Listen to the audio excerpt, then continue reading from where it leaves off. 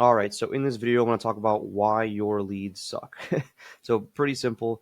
I always hear agents complaining that online, client acquisitions don't work. Acquiring leads through, social media doesn't work, whether it's YouTube ads, Facebook ads, Instagram ads, LinkedIn ads, you name it. They just don't work, and that's what I always hear. And I've kind of boiled it down to a really big reason why I see that the online lead conversion for a lot of agents don't work, and why everyone has this notion that the leads suck. So, kind of gonna go into that here for you guys, and hopefully you guys can learn a thing or two on this. Now, first thing I want to preface is online leads work for every industry. There's a reason why there's millionaires that are agents. There's a reason why there's millionaires who are you know who run brokerages, and they all run online ads. They all run email marketing. You name it. It doesn't really matter what the client acquisition is, but it's an online lead of some sort, which results into millions and millions of dollars of revenue.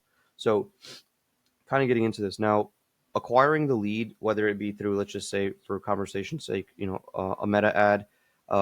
Usually, the first thing you want to do is you want to get in contact with that lead. You have some sort of funnel to get the lead down from ad to speaking with you.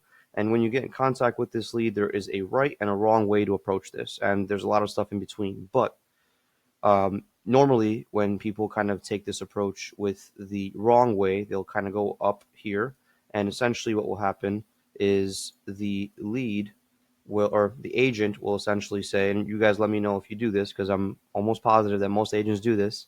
They'll get on the line with the lead. The lead might have been vetted, or there's some information about the lead already.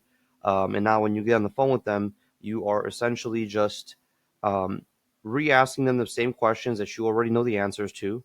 And two, you are then finishing the call by basically saying you are going to follow back up with them. And you'll say, okay, I'll get back in touch with you here shortly. Or, if it's a buyer lead, you'll say, all right, I'm going to get some send some listings over to you. You get back to me, via email when you take a look at some of them and see which ones you like. So you guys are leaving it in the court, or in the hands of the actual prospect. So you're leaving the ball in their court. And that is one thing you never ever want to do, because then it opens the door for them to not respond to you, opens the door for them to not, get back to you. And that's how you end up in a ghosted lead. So, you tell them you're going to get back to them. They end up ghosting you. They don't end up responding back to you. You try follow up a week later. You try to call them again. And at that point, it's already too late. The lead has already slipped through the cracks. The moment that you hung up that phone was when you let that lead slip through the cracks and you lost that sale. So what you need to do here, instead of having leads ghost you and you losing the sale, and you complaining that it's a bad lead and that it doesn't work for you because you told them, oh, I'm going to send you some lists, and never got back to me, or I'm going to send you your property value, or I'm going to, whatever you want to say, um, you end up just hanging up the call. Now, what you want to do in this regard to actually do it the correct way, and or what I would say is the correct way, and actually have some success with this, is you want to actually book a meeting in your calendar. You want to meet with them in real life, and you want to provide a personalized lead magnet. So what does this look like? Essentially, the main thing here is when you're on the phone with them, you already reiterate to them what it is you might know about them, whether it's their address, or if they're trying to buy a property, what they're looking for in a property, whatever it may be that you already have an answer to. Or if you don't have an answer to any of those questions, then you obviously figure that out on this call.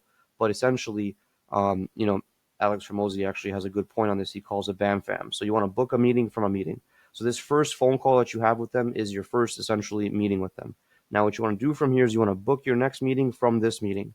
Now, this second call should essentially be a in-person IRL, some sort of connection with them in person. And a lot of agents say, "Oh, I don't want to do that. I don't want to, I don't want to waste my time doing that. They don't seem like they're serious." Well, they're not going to seem like they're serious because you haven't done anything for them to actually be serious with you. All you've done was had one conversation with them, and now you think that you're going to, for whatever reason, close a deal. Now, I have a stat here on this. Realtors who build strong relationships tailor their approach often see closing rates that can be 20 to 30% higher than those who rely solely on transactional methods. Now, if you're relying solely on transactional methods and you just tell them, let me know when you're interested, that lead's going to ghost you.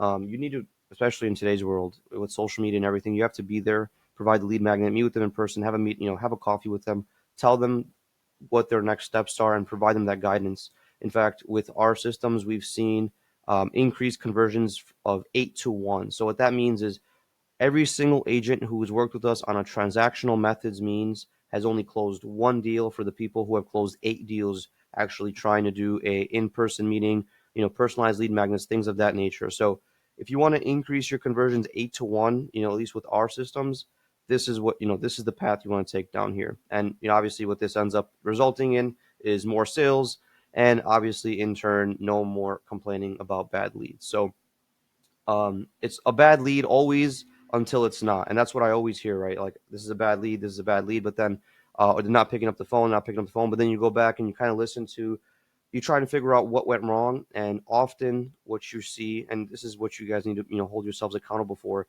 is poor conversations with them on the initial meeting or phone call or whatever it is. You need to make sure you provide guidance, provide them the next steps. They always need to know what the next thing is to do. So I guess leaving you guys on this note, Bam Fam, book a meeting for a meeting. That's from Alex Ramosi.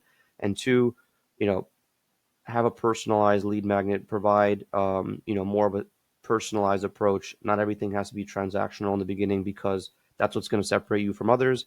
And you'll see, a lot of increase in your conversions. So hope this helps. I'll see you guys in the next one. And yeah, let me know if you guys have any questions. Comment down below.